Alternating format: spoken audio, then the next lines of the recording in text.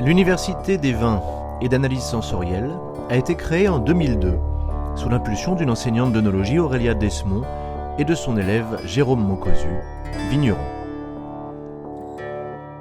À la sortie de mon école, directement quand j'ai eu le diplôme, avec ma prof d'œnologie, c'était en l'an 2002, on a créé ce qu'on appelait un centre de formation dégustation et on a voulu faire donner des cours à toute la population sans distinction de classe sociale.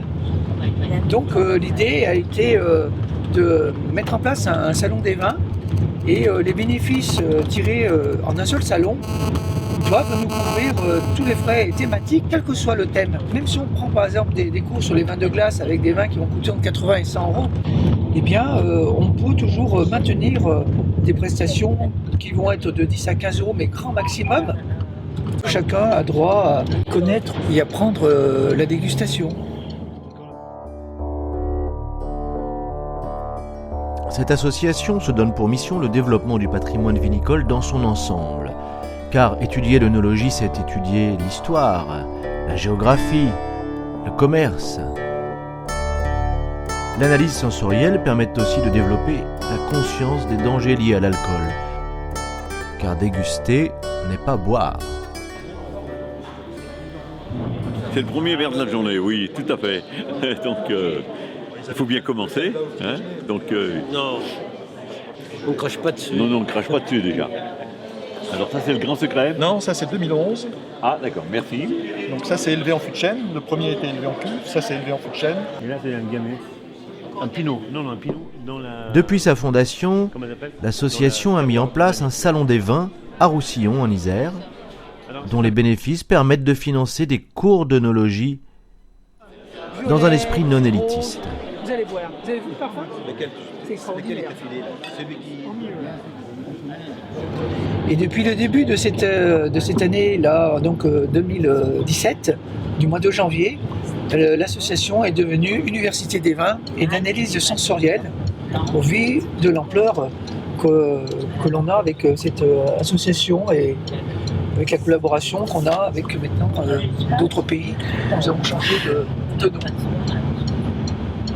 Aller jusqu'à l'autre bout du monde pour développer une structure commerciale, un échange culturel. Disons qu'on rouvre la route de la soie avec d'autres moyens.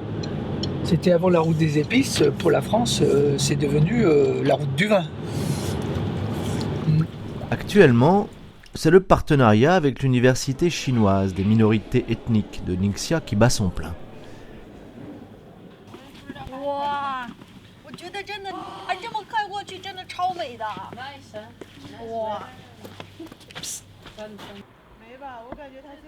Donc c'est Jérôme qui est allé en Chine en premier temps, qui a fait une conférence d'œnologie française et en même temps qui a fait une super dégustation.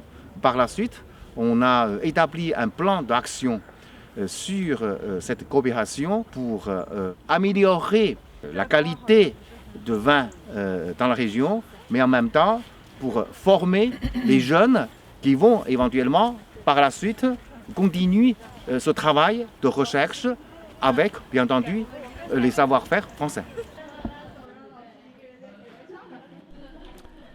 Des prestations thématiques ont lieu chaque mois dans le cadre Renaissance du château de Roussillon, en Isère. Ce château de Roussillon, le seul château Renaissance du département d'Isère.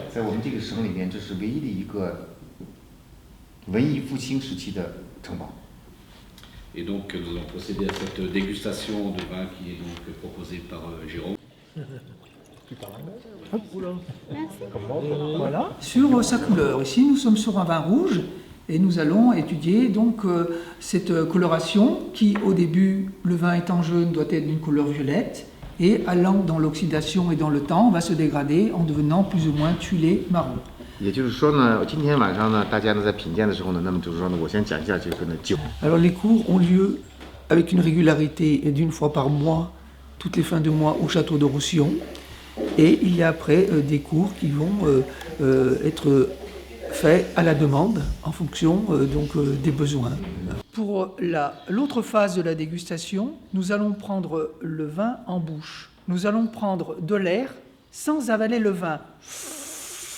en le retenant. Et ceci va nous donner ce que l'on appelle les arômes.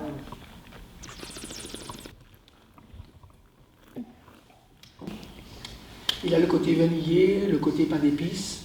Hein. Donc ceci est de la Syrah.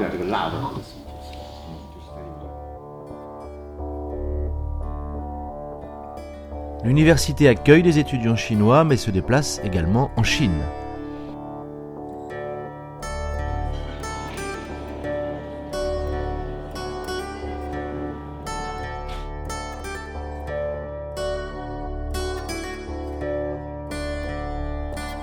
Depuis 2016, un salon au cœur de Paris a été mis en place pour faire la promotion de l'association des produits locaux et pour la découverte de la région.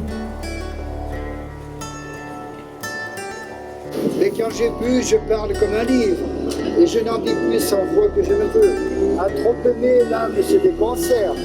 Je vous invite maintenant à venir déguster donc, le délicieux breuvage qu'est le vin.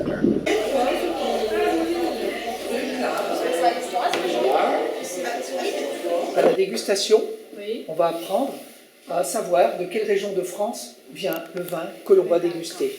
À trop aimer, l'âme se déconcerte. L'on perd l'esprit et la raison qu'on a. Mais en buvant, elle est toujours alerte. Et l'esprit vient quand la raison s'en va.